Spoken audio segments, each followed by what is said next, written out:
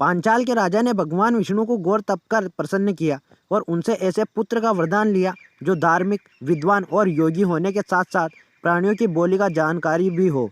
प्रभु की कृपा से उनमें सारे गुण आ गए। एक बार राजा ब्रह्मदत्त अपनी पत्नी सन्नति के साथ बाग में घूमने गए। राजा ने चींटा चींटी को एक दूसरे से बात करते देखा तो उत्सुकतावश सुनने लगे। चींटा रूठी हुई चींटी को मना रहा था, परंतु चींटी का क्रोध कम न होना था। राजा दोनों के संवाद ध्यान से सुनने लगे। चींटी की शिकायत थी कि उसके पति ने लड्डू का स्वादिष्ट चूरा ले जाकर उसके स्थान पर किसी अन्य चींटी को दिया था। राजा ब्रह्मदत्त चींटी चींटा के प्रेम मुनाहर की बात सुनकर हंसने लगे। महारानी को यह विद्या नहीं आती थी, इसलिए उन्होंने समझा कि राजा उन पर हंस रहे हैं, उनका मजाक उड़ा रहे हैं। वह हंसी का रहस्य जानने के लिए हट करने लगी। राजा ने बताया कि वह पशु पक्षियों की भाषा समझते हैं, पर रानी को विश्वास न हुआ। उन्हें लगा कि राजा या तो झूठ बोल रहे हैं या कोई अन्य कारण है। रानी ने स्पष्ट कर दिया कि यदि राजा ने इसका उचित कारण न बताया तो वह हमेशा के लिए उनसे विमुख हो जाएगी।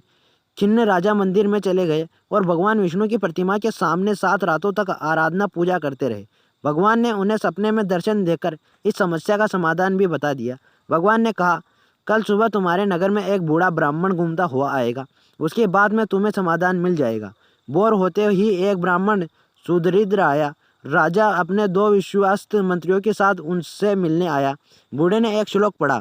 श्लोक का अर्थ था, जो बहुत पहले कुरुक्षेत्र में श्रेष्ठ ब्राह्मण के रूप में मंदसौर में शिकार बनकर कालंजर पर्वत पर हिरण की योनि में और मानसरोवर में चकवा बनने के जन्मे थे, वे ही आज सिद्ध होकर यहाँ राज कर रहे हैं। श्लोक सुनते ही राजा ब्रह्मदत्त सिंहासन से गिरकर अचेत हो गए।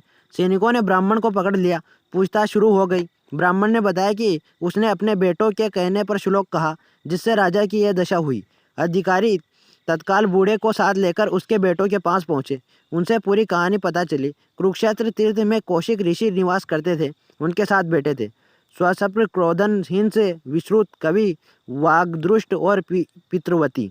भगवान की ऐसी माया कि यहाँ कई साल पानी न बरसा। भीषण अकाल पड़ा। अकाल के कारण जब सातों भाई भूख मिटाने का कोई उपाय न ढूंढ सके तो पितृवती ने सलाह दी, क्यों न अपना श्राद्ध कर प्राण त्याग दिया जाए। उन्होंने वैसा ही किया।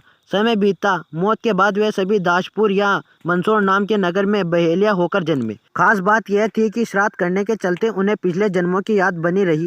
सो बहेलिया होने पर भी वे बड़े ही नियम धर्म से रहते।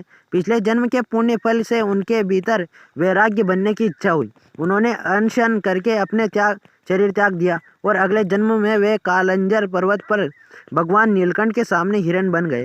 हिरण बन जाने के बावजूद श्राद्ध कर्म से मिला पुण्य काम आ रहा था। इस जन्म में भी उनको पहले जन्म की याद बनी रही।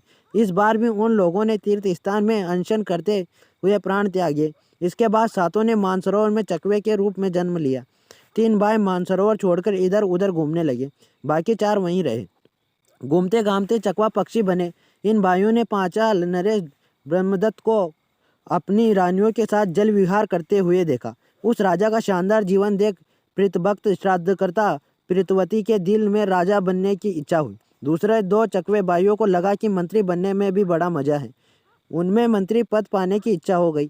एक चकवा तो राजा विभ्राज जी के पुत्र रूप में ब्रह्मदत्त नाम से पैदा हुआ। बाकी 2 कंडरिक और सुबालक नाम से मंत्री के पुत्र हुए। राजा विभ्राज जी की मौत के बाद एक तो ब्रह्मदत्त नाम का राजा हुआ, दोनों मंत्री पुत्र भी उसके साथ मंत्री बन गए। बच्चे चारों भाई आगे चलकर ब्राह्मण कुल में पैदा हुए। यह ब्राह्मण सुरेंद्र था, जिसके वे 4 बेटे बने। सुरेंद्र राजा बद्दत के पांचाल नगर के करीब के गांव में रहता था। हर बार की तरह इस बार भी इन चारों को अपने पिछले जन्म की सारी बातें याद थी।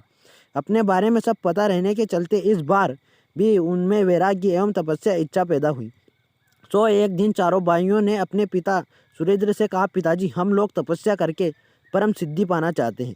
बेटों की बात सुनकर बहुत बूढ़े हो चुके सुरेंद्र घबरा के बोले, दरिद्र पिता को छोड़कर तुम लोग वनवासी होना चाहते हो, यह तो कोई धर्म न हुआ। पिता ने उन्हें वन जाने से मना कर दिया। बच्चों ने कहा, पिताजी, इसकी चिंता ना करें, बस आप कल सुबह राजा ब्रह्मदत्त के सामने जाकर यह श्लोक पढ़ दे तो आपके जीवन यापन का प्रबंध हो जाएगा। बेटों के कहने पर सुरेंद्र ने उन्हें श्लोक सुनाया। सुनते ही राजा और दोनों मंत्रियों को अपने सारे जन्म याद आ गए। वे अचेत होकर गिर पड़े। बेहोशी दूर हुई तो राजा ने अपने बेटे को राजपाट सौंप दिया और जंगल चले गए। वन में श्री विष्णु का ध्यान करते हुए परमपद पा लिया। इस तरह तीनों चकवा भाई जो राह भटक गए थे फिर रास्ते पर वैराग्य बन गए। यह सब उनके द्वारा एक जन्म में विधि विधान से किए गए श्राद्ध का ही सुफल था। इसे मत्स्य पुराण से लिया गया है।